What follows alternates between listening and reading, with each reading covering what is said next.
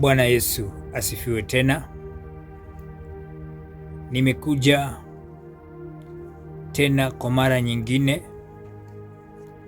siku hii njema ambayo Mungu ametupa sote kwa upendo mmoja,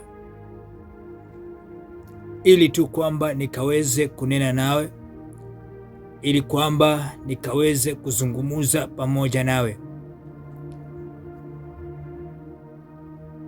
Siku hii usiichukue ni siku ya kawaida, na usiichukue kwamba ni ukawaida wewe kusikia sauti hii. Inaweza kuwa ni kwa mara ya kwanza, ama umekuwa ukinifuatilia. Usichukue ni kitu cha kawaida. Nataka ninene na mioyo ya watu wa Mungu. Nataka kunena na mioyo ya watu wa Mungu. Tusikie kile sauti ya Mungu inazungumuza pamoja nasi. Bwana Yesu asifiwe sana. Bado ninasisitiza kwamba watu wajitenge na maovu. Bado ninasisitiza watu kutembea katika njia na kuishi katika njia ambayo inampendeza Mungu na inamfurahisha Mungu. Bwana Yesu asifiwe sana. Ujumbe wangu wa leo bado tu ni kuhusu kujitenga na dhambi. Wachana na dhambi kabisa. Wacha kutenda dhambi. Itakuwa na faida gani? Bwana Yesu asifiwe sana. Wewe kukaa katika maisha ya kufanya dhambi ya kimakusudi, wakati ambapo umeelezwa na umeambiwa si mara moja, si mara mbili, lakini bado unajikuta katika hiyo mtego. Fanya maamuzi, na bado ninakuambia ukafanya maamuzi. Haleluya, Bwana Yesu asifiwe sana. Hamna faida yoyote, hamna faida yoyote kwa kufanya dhambi ya kimakusudi. Ni mauti tu itazaliwa, ni shida, mateso ambayo ni ya milele, ikiwa kwamba hautabadilika, hautakubali kujitenga na dhambi. Bwana Yesu asifiwe sana. Leo nataka tuangalie katika kitabu cha Warumi na kitabu cha Wakorintho. Tunaenda kuangalia vitabu viwili, Wakorintho wa kwanza na kitabu cha Warumi. Jina la Yesu lisifiwe. Na nitaanza na kitabu cha Wakorintho wa kwanza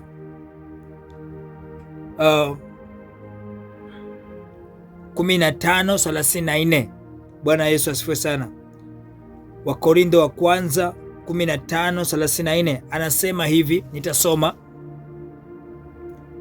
Anasema hivi: tumieni akili kama ipasavyo, wala msitende dhambi, kwa maana wengine hawamjui Mungu. Ninanena haya niwafedhehishe. Bwana Yesu asifiwe sana. Amen. Tumieni akili, tumieni akili zenu ipasavyo. Msiruhusu mawazo yenu yakawa na mambo ambayo ama yanawaza maovu. Tumieni akili yenu ipasavyo. Hayo ni maneno yanayonenwa na Roho wa Mungu. Bwana Yesu asifiwe sana. Nimekuja nikuongeleshe, nimekuja nikuelezee. Huenda haukukuwa unajifahamu, huenda haukukuwa unaelewa shida na tatizo ni nini. Bwana Yesu asifiwe sana. Kwa hivyo jirejee wewe mwenyewe, jirejeshe katika ufahamu, ujitenge na chochote kinachokuwa negative, chochote ambacho kinahusiana na dhambi na maovu. Bwana Yesu asifiwe sana. Tumia akili yako ipasavyo, tumia mwili wako ipasavyo, kama jinsi Mungu anavyosema ya kwamba wewe ni hekalu la Mungu, na Mungu hafurahi wakati hekalu lake linachafuliwa. Jaribu sana umuombe Roho wa Mungu akusaidie, ya kwamba isije ukaingia katika mtego utakaoshindwa kutoka ndani. Nitasisitiza na bado ninasema hata siku ya leo, jitahidi sana isiwe kwamba utapatikana, Bwana Yesu asifiwe sana, miongoni mwa wale waliokataa kutii na kisha wakaingia katika mtego ambao wakashindwa kujitoa ndani, mtego wa kifo cha milele ambao ni dhambi. Bwana Yesu asifiwe sana. Tafakari maisha yako, angalia ni nini unafanya, angalia ni vitu gani umejiunganisha nazo, angalia maneno unayoyatamka. Wakati mwingine ulimi unatuweka kwa dhambi, ulimi unatuunganisha na dhambi. Usiwe mtu wa kutema maneno ya laana, usiwe mtu wa kutamka mambo ambayo hayana uhusiano na Roho wa Mungu ama na Mungu, maana hiyo itakuweka kwenye mtego. Bwana Yesu asifiwe sana. Amen. Twende katika kitabu cha Warumi 8:13. Nitaanza kuanzia pale 12. Warumi 8:12 anasema kwamba basi kama ni hivyo, ndugu tu wa deni,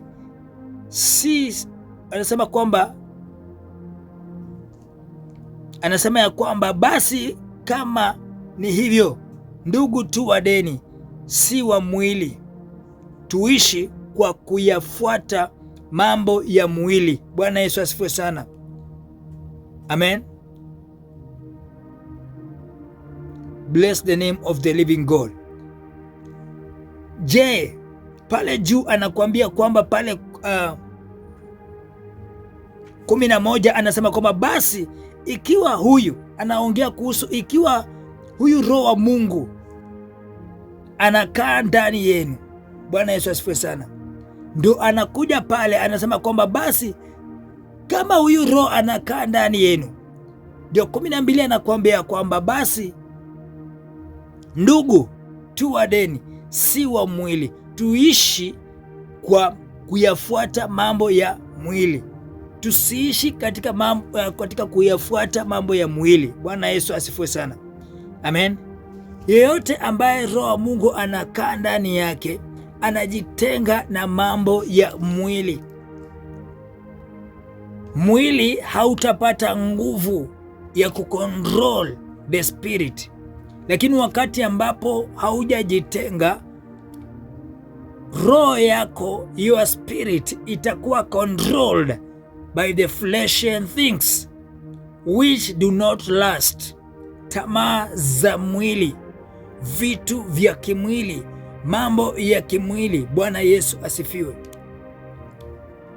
Neema hii imewekwa hapa ama imewekwa katika maisha yetu ili kwamba tuenende katika njia iliyo salama. Bwana Yesu asifiwe sana. Haleluya.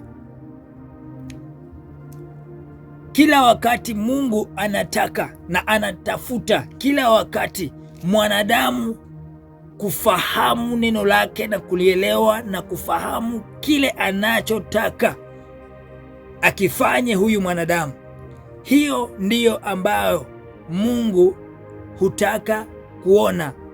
Bwana Yesu asifiwe sana. 12 anasema hivi, kwa maana kama tukiishi kwa kufuata mambo ya mwili mwataka kufa. Nimekuwa nikiwaeleza kila wakati, amen, kuhusu mauti. Nikawa nakuambia kwamba dhambi ni mambo ya kimwili, na dhambi kwa jina jingine kinaitwa mauti. Na ndio maana anakuelezea tena, na nitarudia hiyo mstari. Anasema kwamba kwa maana tukiishi kwa kufuata mambo ya mwili, kwamba twataka kufa, bali kama tukiafisha matendo ya mwili kwa Roho tutaishi. Tukiafisha, tukiwacha mambo ya mwili yafe, mwili ufe na matendo yake, lakini roho uwe na uhai, mtu wa ndani awe na uhai, the spirit, the soul. Bless the name of the living God. The spirit, your soul iwe na uhai. Kwa hivyo ni vema usacrifice, uachane na kila kitu ambayo inaweza kukufanya ama ikakukosanisha na muumba wako. Amen, amen. Kwa hivyo nikakwambia ya kwamba ni vizuri uwe wise, ujirejee kwa ufahamu, na nimeanza na kusema hiyo. Jifahamu, jielewe wewe ni nani. Bwana Yesu asifiwe sana. Maana katika kitabu cha waraka wa kwanza wa Yohana 5:5 anasema ya kwamba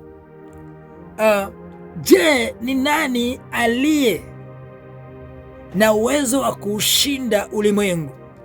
Bali ni yule mtu aminie kwamba Yesu ni mwana wa Mungu. Huyu anayeamini kwamba Yesu ni mwana wa Mungu, huyo ndiye aliye na uwezo wa kuepuka na kushinda mambo ya ulimwengu. Bwana Yesu asifiwe sana. Tafakari sana kuhusu maisha yako. Ni kweli unaweza kuwa kwamba ulikosea ama bado uko katika that bondage. It's the right time, ama ni wakati mwema wako wewe, Bwana Yesu asifiwe sana, kwenda kwa magoti katika njia ya kunyenyekea na kuzungumza na muumba wako, kuiwachilia yote kwa Mungu. Bwana Yesu asifiwe sana. Kuna watu ambao wanaishi lakini walifungwa na wale watu ambao wamewaweka kwa mioyo yao. Mtu alikukosea ama alikufanyia jambo ambalo lilikufanya maybe ukaudhika ama ukapoteza kitu katika maisha yako, ukawa na hiyo machungu, ukamuweka akakuwa padlock. Amen. Akakublock kuwa na ile freedom. Salvation is freedom. Wokovu ni uhuru, ni amani. Kwa hivyo unapokuwa na vitu mingi umeziweka kwa moyo, inakuzuia. Lazima utoe, uwe ndio Roho wa Mungu aketi ndani mwako. Lazima uache nafasi ya huyo Roho wa Mungu. Ondoa kile ambacho kinamzuia kukaa ndani yako, kwa sababu si kwamba Mungu amekataa kukaa ndani ya mtu ama amekataa kutembea na wewe. Ni kwa sababu hakuna mahali ataingia. Umeoccupy everywhere na vitu ambavyo havina maana. Bwana Yesu asifiwe sana. Jifundishe kusarenda. Jifundishe kuruhusu Mungu akuzungumzie na akunenee. Bwana Yesu asifiwe sana. Amen. Shika sana hii. Amen. Ya kwamba binadamu anapoishi kwa kufuata mambo ya mwili amechagua mauti. Na mwanadamu anapochagua kuifisha matendo yote ya mwili na kuachana nayo, amechagua maisha ya milele. Mungu akubariki sana na akutendee, akugeuze uwe transformed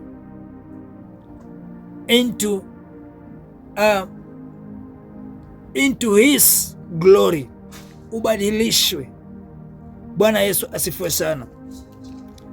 Kwa hivyo tafakari hiyo sana.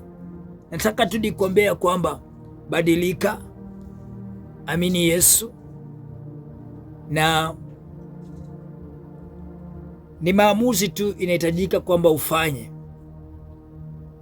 Ni maamuzi tu inahitajika ufanye.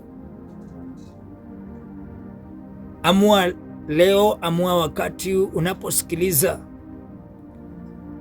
na jinsi ambavyo umefuatilia mafundisho hii na neno hili. Amua. Hakuna kizuri kitokacho kwa Shetani, na hata akikupa hicho kizuri atakichukua baadaye, maana maandiko yanasema ya kwamba alikuja kuua, alikuja kuiba. Bwana Yesu asifiwe sana. Alikuja kuangamiza, alikuja kuiba. Yeye ni mwizi, ni muongo. Usikubali kujiunganisha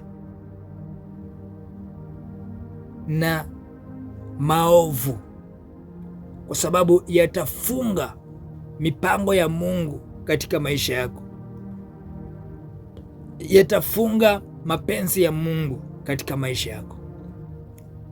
Je, upo pale umenisikiza na umesikiza maandiko? Umefanya maamuzi ipi? Umeamua nini kutoka ndani ya moyo wako? Nataka niombe na wewe. Umenisikiliza na unajua ukweli kabisa hujaokoka. Nataka niombe na wewe maombi ya wokovu. Amini tu na Mungu atakusamehe, na jina lako litaondolewa katika kitabu cha mauti na litaandikwa katika kitabu cha uzima. Amini Mungu. Uko pale, uko pale, umeteseka na mzigo katika moyo wako, umebeba watu, uko na machungu, umekataa kusamehe watu, mpaka leo hutaki kuona huyo mtu, una machungu naye kabisa. Release it, achilia na Mungu atakusaidia. Acha tuombe, usipuuze hii. Sema tu, Bwana Yesu, nimekuja. Mimi tu ni mtoto, ninaomba unipokee.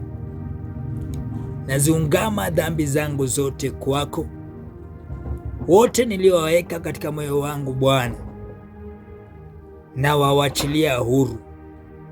Nimewasamehe wote walionikosea, nami Bwana naomba unisamehe kwa wote ambao niliwakosea. Unioshe na kunitakasa kwa damu yako, kuanzia sasa na maisha yangu milele. Nimeokoka. Sema amen. Amen, amen. God bless you so much. Hivyo ndivyo ambavyo Mungu amekutembelea, na nataka tu ujue ya kwamba Mungu hajatuacha. Ni wakati mwingine mwanadamu mwenyewe huamua kujitenga na Mungu, lakini licha hata huyu mwanadamu kujitenga na Mungu, Mungu hajawahi kufikiria wala kuwaza kujitenga naye. Kwa hivyo God bless you so much, na asante kwa kusikiliza na kufuatilia. God bless you so much. Nataka niombe nikimaliza, nikifunga, na Mungu atakubariki.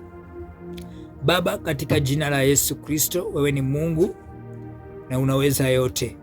Asante kwa ajili ya huyu ambaye Mungu ametazama na amesikiliza ujumbe huu. Jehova, naomba ya kwamba Mfalme ukaonekane katika maisha yake Bwana, na ukambadilishie maisha yake, na mipango yako katika maisha yake Bwana ikatimie. Mungu asante, maana wewe ni mwaminifu. Chochote kilichokuwa tamanio la moyo wake Bwana, naomba Mungu ukatimize. Mtenganishe na mitego yote ya mwovu, na Mungu Baba ukatembee pamoja naye. Namwombea amani Jehova iwe juu yake, wa nyumba yake, watoto wake na yote anayoshughulika nayo. Amani yako Bwana ikakae ndani yake. Damu yako ikawafunike kwa jina la Yesu Kristo. Tumeomba na atakushukuru. Amen. Amen. God bless you so much. God bless you so much. I'm Apostle Peter George Otungu. Naitwa Apostle Peter George Otungu. Niko Kenya. Ninakuombea, na ikiwa Mungu amekubadilisha leo, share hii video, subscribe hii YouTube, ifanye ijulikane. Mungu atakubariki, maana unapoifanya ijulikane, hivyo ndivyo umeokoa mioyo, si moyo moja, mioyo zilizokuwa zinaangamia kwa kutokuwa na ufahamu. God bless you so much. Shalom, shalom, shalom. God bless you.